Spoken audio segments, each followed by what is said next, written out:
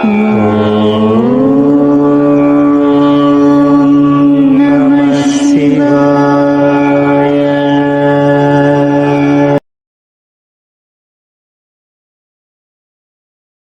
గురుభ్యో నమః. శ్రీమాత్రే నమః. ఈ వీడియోలో మనము ఆవాలు, తెల్ల ఆవాలు, వీటిని పసుపు ఆవాలు అని కూడా అంటారు. ఈ ఆవాలు మీ జీవితంలో వచ్చే అనేక రకాలైన సమస్యలకు పరిష్కార మార్గాలను చూపిస్తాయి. తెల్ల ఆవాలతో చేసే పరిహారాల వలన జీవితంలో అతి తొందరగా మంచి మార్పు అనేది వస్తుంది. మీ జీవితంలో వచ్చే అనేక సమస్యలు దూరమైపోతాయి. ఈరోజు ఈ వీడియో అందరికీ కూడా చాలా ఉపయోగపడుతుంది, చాలా విశేషమైనది.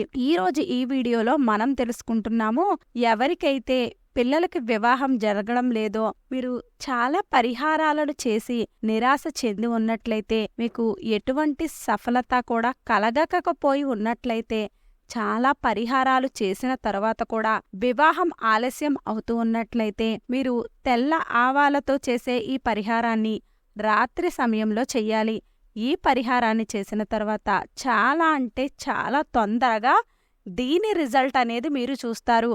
మీకు పరిహారంతో ఇంత పెద్ద లాభాలను ఎలా పొందాము అని మీరే ఆశ్చర్యపోతారు. మీకు కూడా 100% కూడా ఈ పరిహారం యొక్క లాభాలు అనేవి మీకు లభిస్తాయి. ఈ పరిహారాన్ని ఏ విధంగా చేసుకోవాలి, ఈ పరిహారాన్ని చేసుకోవడానికి సరి అయిన విధి ఏమిటి, ఇవన్నీ కూడా మనం ఈ వీడియోలోనే వివరంగా తెలుసుకుందాము. ఈ వీడియో ఎవరికైనా ఉపయోగపడుతుంది అని మీరు అనుకున్నప్పుడు వారికి తప్పకుండా షేర్ చేసినట్లయితే, వారి జీవితంలో కొద్దిగా అయినా కూడా మార్పు వచ్చినట్లయితే, మీ జీవితంలో కూడా సంతోషము అనేది వెంటనే వస్తుంది. మీరు కూడా ఆ పుణ్యాన్ని పొందుతారు. గురువారం రోజున ఈ పరిహారాన్ని చేసుకోవాలి. ఈ పరిహారం చేసుకోవడం కోసము మీరు ఎక్కడికి కూడా వెళ్ళవలసిన అవసరం లేదు. మీరు ఈ పరిహారాన్ని మీ ఇంట్లోనే, మీ పూజా మందిరంలోనే రాత్రి సమయంలో చేసుకోవాలి. మీరు గురువారం కాకుండా ఇంకెప్పుడైనా కూడా ఈ పరిహారాన్ని చేసుకోవాలి అని అనుకున్నప్పుడు పుష్యమి నక్షత్రం ఉన్న రోజును కూడా ఈ పరిహారాన్ని చేసుకోవచ్చు. మీరు ఈ పరిహారాన్ని పౌర్ణమి రోజున లేదా ఏకాదశి రోజు కూడా ఈ పరిహారాన్ని చేసుకోవచ్చు. మీరు ఏదైనా గురువారం రోజున ఈ పరిహారాన్ని చేసుకున్నట్లయితే దాని యొక్క ఫలితాలు అనేవి చాలా అద్భుతంగా ఉంటాయి. మీరు రాత్రి సమయంలో అంటే సూర్యాస్తమయం అయిన తరువాత మీ పూజా మందిరంలో లక్ష్మీనారాయణుల ఫోటో ఉన్నట్లయితే ఆ ఫోటోకి ఎదురుగా మీరు కూర్చోండి.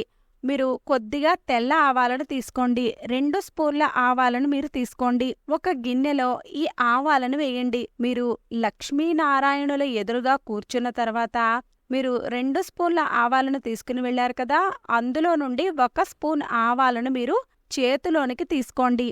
విష్ణు భగవానుడు మీ పిల్లల జాతక చక్రంలో గురు స్వరూపము, బృహస్పతి స్వరూపము, బృహస్పతి యొక్క కృప లేకపోయినట్లయితే వివాహ యోగము అన్నది ఎప్పటికీ కూడా ఏర్పడదు.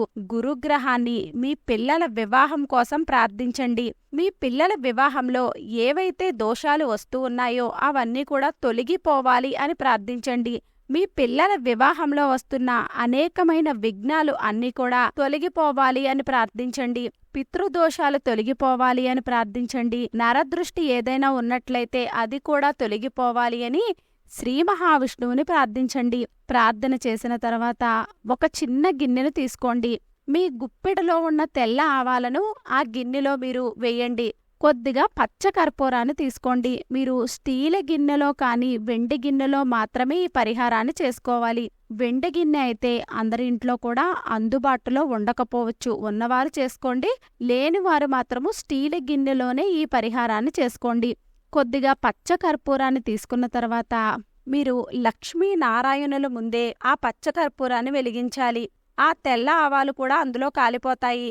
ఆ తెల్ల ఆవాలు కాలిపోయేటప్పుడు మీరు నారాయణుడి యొక్క మంత్రాన్ని 21 సార్లు జపించాలి. మంత్రము ఓం నమో భగవతే వాసుదేవాయ అనే మంత్రాన్ని లేదా ఓం గురవే నమః అనే మంత్రాన్ని జపించండి. ఈ మంత్రాన్ని జపించిన తర్వాత మీరు ఏదైతే గిన్నెను తీసుకున్నారో ఆ గిన్నెను ఒక ప్లేట్లోకి పెట్టండి. ఎందుకంటే ఆ గిన్నెలో మీరు కర్పూరాన్ని ఆవాలను వేసి వెలిగించారు కదా, గిన్నె కాలుతూ ఉంటుంది. అందుకు మీరు దానిని ఒక ప్లేట్లోకి పెట్టుకుని ఆ గిన్నెలో వెలుగుతున్న కర్పూరంతో శ్రీ మహావిష్ణువుకి హారతిని ఇవ్వండి. ఒకవేళ మీరు ముందుగా వేసిన కర్పూరం ఒకవేళ అయిపోతూ ఉన్నట్లయితే మీరు కొద్ది కొద్దిగా కర్పూరాన్ని వేస్తూ ఉండండి. మీ మంత్రజపం పూర్తి అయ్యే వరకు కూడా కర్పూరం వెలుగుతూ ఉండాలి. ఆ తర్వాత మీరు ఆ కర్పూరంతో శ్రీ మహావిష్ణువుకి హారతిని ఇచ్చిన తర్వాత అందులో నుండి పొగ వస్తూ ఉంటుంది, లేదా అగ్ని ఉన్నట్లయితే ఆ అగ్నినైనా కూడా మీరు ఇల్లంతా కూడా ఒకసారి తిప్పి తీసుకుని రండి. అలా తీసుకుని వచ్చిన తర్వాత శ్రీ మహావిష్ణువు ముందే ఉంచేయండి. మీరు ఈ విధంగా చేసినట్లయితే ఏవైతే విఘ్నాలు ఉన్నాయి అని మీరు అనుకుంటూ ఉన్నారో, ఏవైతే అడ్డంకులు వస్తున్నాయో, ఏవైతే దోషాల వలన మీ పిల్లల వివాహం ఆగిపోతూ ఉందో మొత్తం ఆ నెగిటివిటీ అంతా కూడా ఆ తెల్ల ఆవాల రూపంలో కాలి బూడిదైపోయింది. మీ దగ్గర ఇంకా ఒక స్పూన్ తెల్ల ఆవాలు ఉన్నాయి. ఆ తెల్ల ఆవాలను మీరు ఒక పసుపు రంగు వస్త్రాన్ని తీసుకుని ఆ పసుపు రంగు వస్త్రంలో ఆ తెల్ల ఆవాలను వేసి కొద్దిగా పచ్చకర్పూరాన్ని వేసి లక్ష్మీనారాయణుల ఫోటో ముందు ఉంచండి. శ్రీ మహావిష్ణువు ముందు ఉంచిన తర్వాత పిల్లలకు శీఘ్రంగా వివాహం జరగాలి అని ప్రార్థించండి.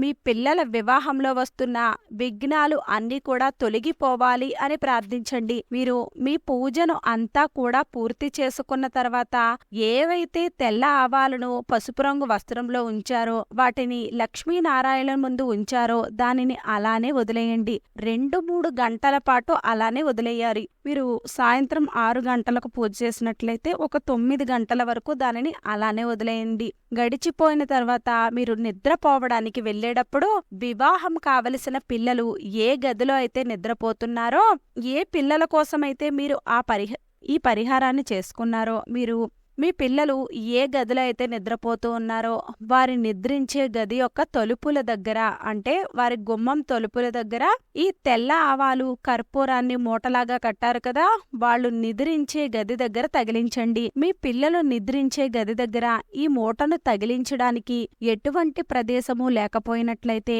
ఆ గదిలో ఏదైనా అల్మారా ఉన్నట్లయితే ఆ మూటను ఆ అల్మారాలో ఎవ్వరికీ కనిపించకుండా ఉంచండి. దీని ప్రభావము అనేది పని చేయడం ప్రారంభమవుతుంది. మీ పిల్లల గదిలో ఉన్న మొత్తం నెగిటివ్ ఎనర్జీస్ అన్నీ కూడా తొలగిపోతాయి. లక్ష్మీనారాయణుల ముందు పసుపు రంగు ఆవాలను వెలిగించి ఆ ఆవాలను ఇల్లంతా తిప్పి తీసుకుని రావడం వలన మీ పిల్లల యొక్క జాతక చక్రంలో గురుగ్రహము ఆ సమయం నుండి బలపడడం ప్రారంభమవుతుంది. అతి తొందరలోనే మీ పిల్లలకు వివాహం కుదురుతుంది. మీరు ఏదైతే తెల్ల ఆవాలను వెలిగించారో ఆ బూడిదనంతా కూడా మీరు మరుసటి రోజు ఏదైనా పచ్చని మొక్క మొదట్లో వేసేయండి. మీరు ఏదైతే మూటను మీ పిల్లల యొక్క నిద్రించే గదిలో ఉంచారో ఆ మూటను మాత్రము మీ పిల్లలకు వివాహం జరిగిన తర్వాత ఎక్కడైనా ప్రవహించే నదిలో వదిలేయండి. వీడియో నచ్చినట్లయితే లైక్ చేయండి. వీడియో నచ్చినట్లయితే మన విరాట్ మంత్ర ఛానల్ని లైక్ చేయండి, షేర్ చేయండి, సబ్స్క్రైబ్ చేసుకోండి. వీడియో నచ్చినట్లయితే కామెంట్ బాక్స్లో జై శ్రీరామ్ అని తప్పక కామెంట్ చేయండి.